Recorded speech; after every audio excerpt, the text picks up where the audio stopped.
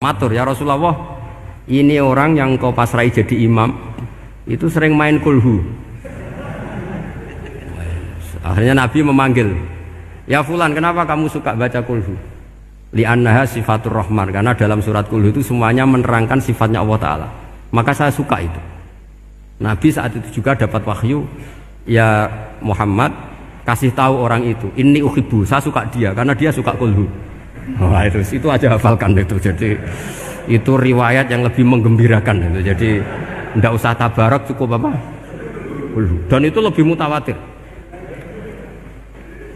Makanya kalau legenda dunia kiai itu kan ini ada cucunya Sayyidina Ali. Itu siapa yang bisa khatam Quran sekian menit, yang menang Sayyidina Ali ya, karena baca kulhu sampai 3 kali, yang dianggap takdilul Quran, sudah sama dengan baca Quran.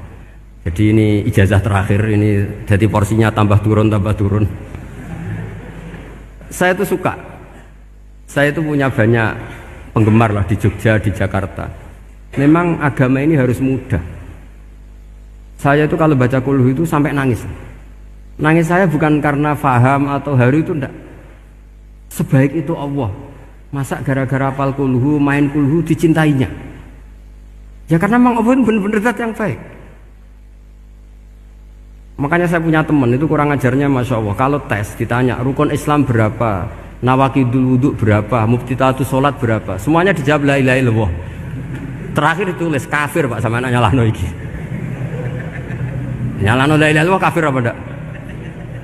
Gurunya bingung kan akhir. Di ek iku la ilaha illallah kok di ek. Akhirnya bocah diceluk, "Cung maksudem piye? Mun sampean wani ngeek Pak, kafir Pak." Akhirnya sugahno ribet-ribet. Pertanyaan apa tuh? Ma muktilatus sholat la ilaha illallah. Nah gitu wudu ya. Tapi jangan tiru loh. Lah gurune apa ngeek kawani kafir. Siapa yang berani ngeek la ilaha illallah? Ya ana menes sing mbuweling. Angin belinge disurati wong tuane. Kalau nu mondok sarang era kuno, dadi ijek lugu wong. Surati wong tuane, kowe gak susah, wong tuamu disurati. Tenang ya Gus, bapakku buta huruf.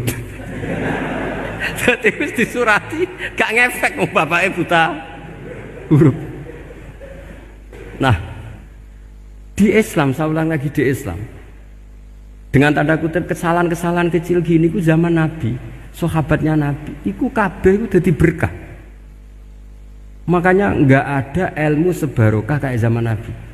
Wong goblok wae dadi berkah. Sampai Nabi ngendikan aksaru ahlil jannah al-bulu, akeh-akeh penduduk swarga iku wong goblok. Mergo wong goblok iku piye? Apa dimangkeli iku ya gaweane pangeran. Nabi itu pernah disomasi wong goblok. Itu ya piye? Nabi kan cerita kiamat tuh gini. Yang kemarin enggak jadi itu. Kiamat di Indonesia kan berapa kali ya? 999 terus 2000 berapa? 12 terus Jumat apa kan sering mau ada kiamat itu. Saya sering ditanya tamu, Gus, ngenteni kiamat teng putih. Enteni ning kene barang aku aneh-aneh. Ngkarwan layak alamuha illahu bokas bakas. Nak misalnya tenan piye Gus? Ya tenan sing kena kowe sik, anak aku gak. Wah sesuk tajak ngenteni kiamat ora sida kiamat. Aneh-aneh. Saya ulang lagi. Ketika Nabi cerita dasarnya kiamat itu sahabat itu nggak mikir, padahal mereka orang-orang pinter. Si mikir wong desa, Mas.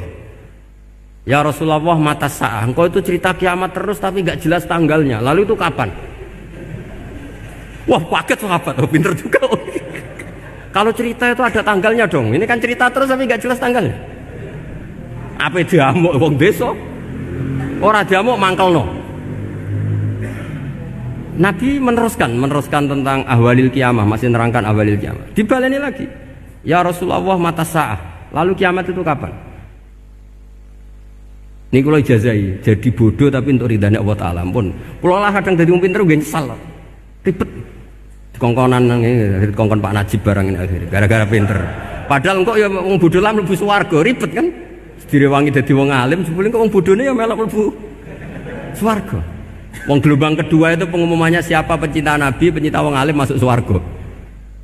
Yang pertama seleksinya agak ketat, yang kedua itu ya Muhibbin mun cukup mun.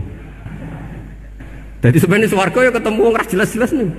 Wah repot ya.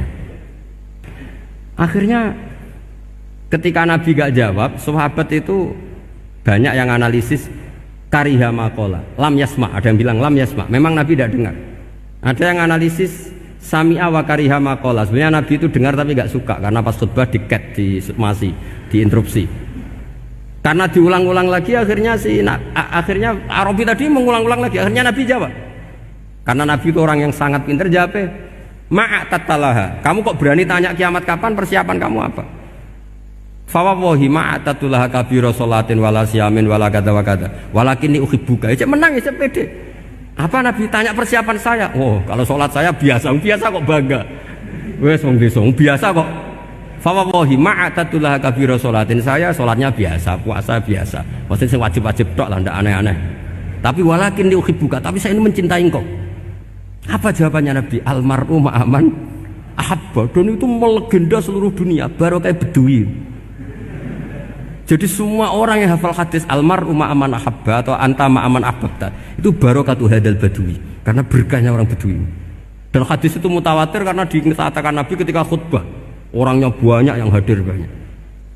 Barokahnya orang Bedui, gak disopan santun. Mukjizatnya Nabi seringnya gara-gara orang Bedui.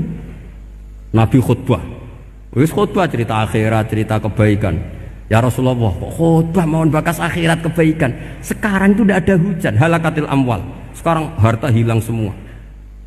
Hewan-hewan sudah mau mati semua karena apa? Kekeringan. Mohon jenengan rasa bakas niku, pun jaluk udan mawon. Nabi langsung Allahumma wah langsung udan tuwurs. Nak jari ulama lah, Nabi berodok gelos putih udan seminggu nganti akhirnya sapi ini gak mati krono kehausan tapi kelentir. Parani nek Nabi, lho niki ora ngrasa salah paren ya Rasulullah. Wong kula yo donga udan ben ra mati, saiki mati tenggelam. Mun lereni santai wae. Nah, saya minta doa hujan supaya hewan-hewan itu bisa minum dan seger. Lah niki malah do kelentir. Akhirnya Nabi itu nuruti meneh. Allahumma hawalena wala alina Allahumma alal akam wa dzirab terus. Di wong desa. Betapa barokahnya wong desa iki orang tahu. Betapa Rasulullah itu sekali ngendikan alam itu harus tunduk. Jadi min mu'jizati Rasulullah sallallahu alaihi wasallam itu sekali ngendikan alam itu harus ngikuti. Jadi Nabi misalnya ngendikan hujan, itu panitia hujan, malaikat hujan harus nuruti. Nabi ngendikan berhenti juga harus berhenti.